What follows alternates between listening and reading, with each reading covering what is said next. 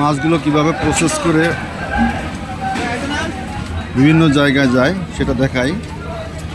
এই মাছগুলো যে আলাদা আলাদা গ্রেড করছে, করে বিভিন্ন ঝুড়িতে রাখছে। রাখার পর এই যে দেখেন বিভিন্ন প্রকার মাছ আলাদা আলাদা করছে, করে পরে এই যে প্যাকেটিং করছে।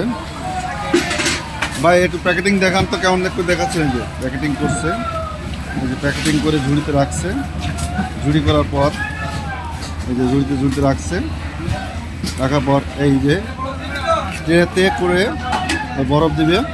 এই যে বরফ, হ্যাঁ এই বরফ দিবে।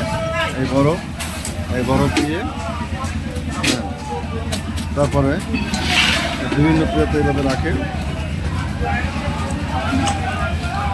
এই তলে বরফ দিল। এরপর এখান থেকে এই মাছটাকে তুলে তুলবে।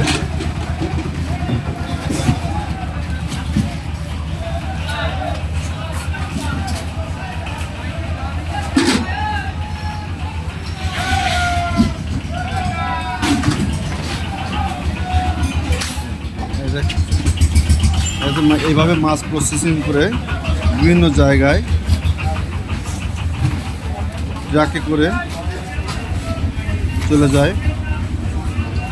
রংপুর, সিলেট এসব এলাকায় এই মাছগুলো চলে যায়, সেখানেগুলো এগুলো বিক্রি হয়। ধন্যবাদ সবাইকে।